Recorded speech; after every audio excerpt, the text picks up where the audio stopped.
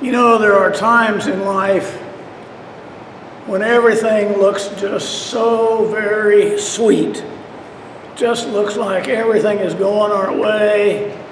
Nothing could be bad. And then all of a sudden, boom, the bottom seems to fall out. And it seems at that time that the sun will never shine again. Last week, we thought we had all of our moving issues resolved. All of our ducks were lined up in a row. The due diligence was going well on the sale of the building. We found a good place for temporary worship for a year or longer if we need it. And we found a piece of the land that we really liked. And we thought we had a deal on the land. But on Friday, some issues arose that gave question to that. And so it's easy to slip back in to thinking the sun will never shine again. But we have to realize that it will. You see, people who expect life to always be fair are bound at some point in their life to have some disappointment one way or another. My favorite philosopher, as many of you know, is found in the cartoon Peanuts. And in one of those strips, Lucy is seen raising the issue dealing with evil. Her theology that she's expressing in this particular strip is, why do we have to go through such hell in this world in order to finally reach heaven? And in the first panel, she is seen and she's saying, sometimes I get discouraged, Charlie Brown. And Charlie Brown answers, well, Lucy, life has its ups and its downs, you know. And in the next panel, Lucy says, why? Why should it be that way? Why can't my life be all ups? If I want all ups, why can't I have them? In the next panel, you see her saying to Charlie Brown, why can't I just move from one up to another up to even a higher up? And Charlie still doesn't say anything. And so in the next panel, there's Lucy ranting, I don't want any downs. I just want ups, ups, and ups. And in the final panel, you see Charlie Brown kind of dejected, walking away, saying, I can't stand it. I want to tell you about a woman who had every reason in the world to be bitter.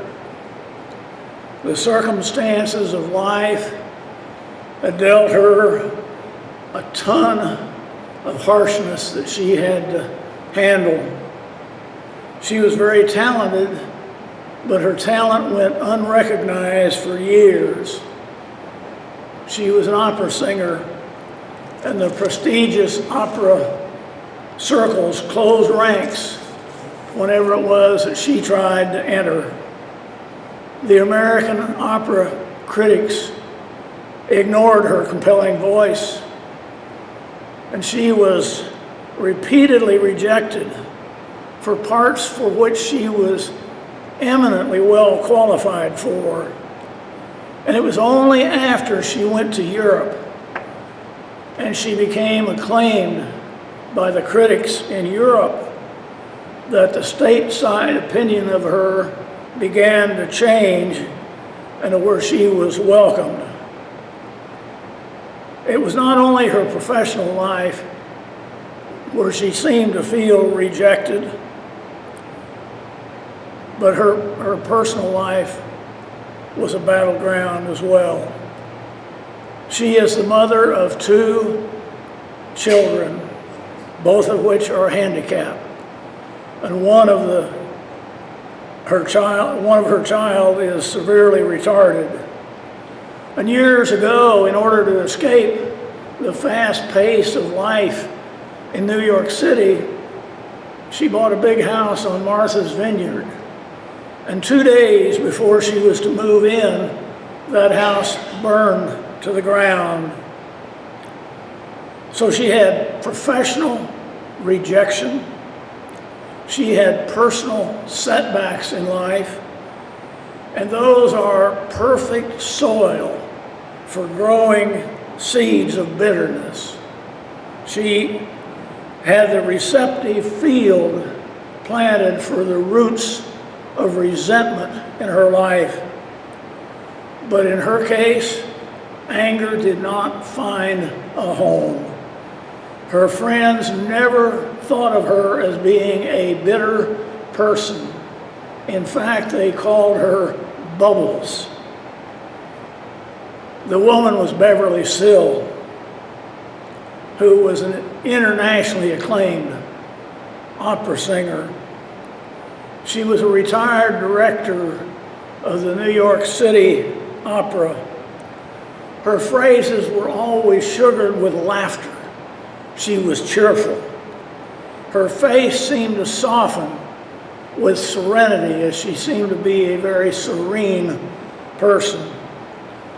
Upon interviewing her, Mike Wallace, who was not the most easy guy to be interviewed by for celebrities, said she was one of the most impressive, if not the most impressive lady that he had ever interviewed. How can a person handle such professional rejection, personal harshness, and still be known as Bubbles? She said, I choose to be cheerful. Years ago, I found out that I didn't have any choice about success, circumstances in my life, or even happiness. But she said, I do know I can choose to be cheerful. The reality is that we can all relate to the discovery that in this life, every person, each and every one of us, will be confronted with the fact that life is not always fair. There will be harshness that can harden our lives. We can have events happen that elevate our spirits to reach for goals and dreams with greater determination than ever. You know, unfortunately, life does some terrible, terrible things to some people. As a matter of fact, life does difficult things to each and every one of us. Somewhere along the road, we have to learn how to handle those rough spots and how to deal with them. We have to face our disappointments, our disrupted plans, and our unrealized dreams. And life is unpredictable. You know, there's sometimes in life we even have to settle for a maybe. Paul's writings in Corinthians reminded his readers that their vision was limited. He said it was like looking through a dark glass. All you have is partial vision, he told his listeners. The time would come when everything will be clear and we would know even as God knows us. But that time has not come yet. We have to be able to live today without being able to clearly see all that is to come. And that's difficult for some of us, because if you're like I am, you want to know exactly what is going to happen tomorrow and the next day and the next year even at this time. We make elaborate plans and we set our goals, But who knows what's going to happen to come along and disrupt those plans. Those things that come along that divert us from our goal. And the question is, when that happens, is how do we deal with those harsh times? How do we deal with life's maybes? How to handle life's harshness? I want to talk a little bit this morning about some ideas on how we can answer those questions. Pardon me. First, acknowledge the harshness and the helplessness. Don't hide from it. Don't ignore it. And don't deny it. It's there. Realize that this is simply one of those times in your life when you are facing harshness. Victor Hugo was exiled from France, which was his beloved country, and he had to stay in exile for 18 long years. And he would go down to the beach and meditate every evening. And when he finished his meditation, he would go down to the water's edge and he would pick up seashells or pebbles. And then he would throw one in each night. And the children around watched him do this, and they watched him several nights in a row.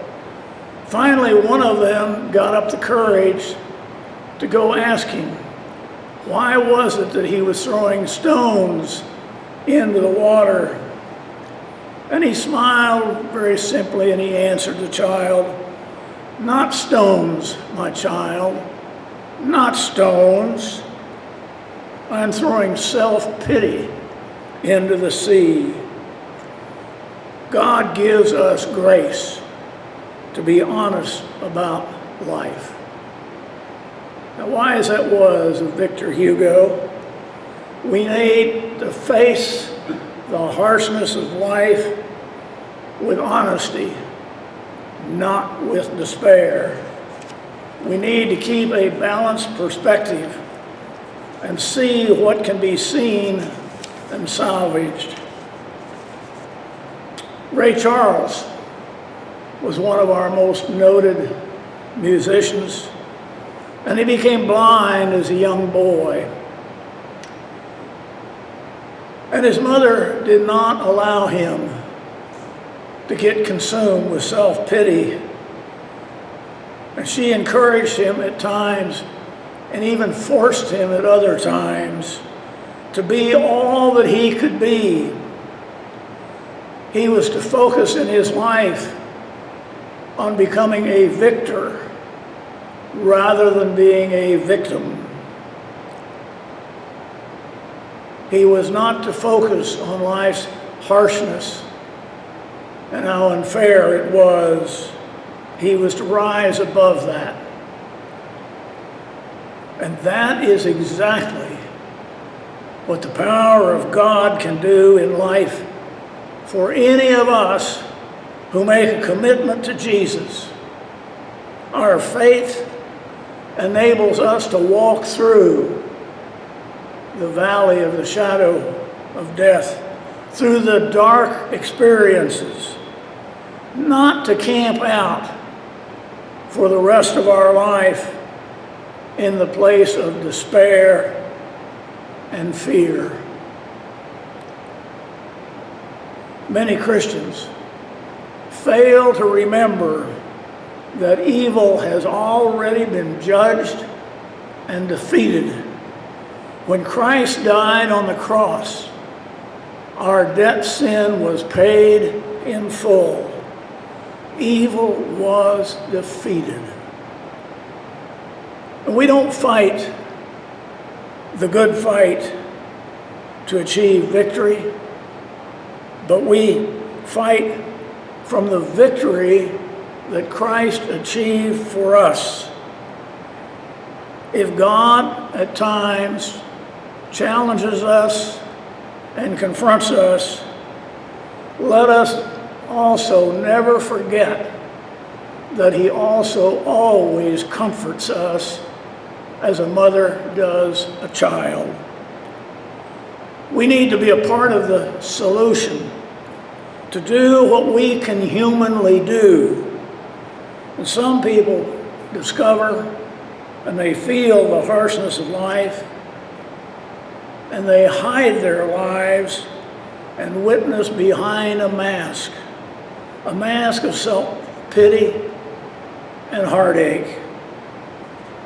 If you wait to be 100% certain of success rather than failure, you would never accomplish anything. People who achieve are those who are willing to take the risk and get it done. Our church is better because of people like that. The whole church and the whole world is better because of people like that. You see, Christianity is not a spectator religion. Its founder, our founder of our faith, has nail prints in his hands.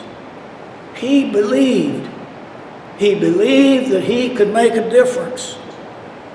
Jesus never said in his dark times, his times of harshness, "That's it, I quit from my messiahship." No, he didn't do that even on the cross. There is a beautiful illustration that I read from another minister's sermon, and it illustrates the point of how we respond to life's difficulties. Two frogs, not TCU horned frogs, by the way, but two frogs fell into a deep cream bowl. One was an optimistic frog, and the other was pessimistic. The pessimistic with the gloomy view said, "Oh, I will drown, and so will you." And with that, he closed his eyes and said goodbye. But the other frog, with a merry grin, said, "I can't get out, but I won't give in. I'll swim around until my strength is spent. And for having done that, I will die content." Bravely he swam around and he swam around till finally it seemed that he just couldn't go on anymore. But his struggles had begun to churn the cream that he was swimming on. And on top of that, it was butter. And at least he stopped, and out of the bowl he happily hopped. What's the moral? It's easily found. If you can't get out, keep swimming around. Do not give up, even when it's hard to see that you're making progress, because your determination and your witness, you may be in the middle of turning butter into cream, or cream into butter, I'm sorry. The resurrection of Jesus declares to us, no matter how dark it is, you never have to give up. Finally, we have to believe in the sovereignty of God. We have to believe in that sovereignty of God in each and every and all circumstances in our life. One of the most tender hymns we sing was written by George Matheson when he discovered he was going blind, and his fiancée told him that she would not marry him because of his going blind. However, he didn't give up. He found a deeper way to express himself and the resources to keeping on. He wrote that tremendous verse that we sing this morning, "O love that will not let me go, I rest my weary soul in thee. I give thee back the life I owe, that in thine own depth its flow may richer, fuller be." Amen.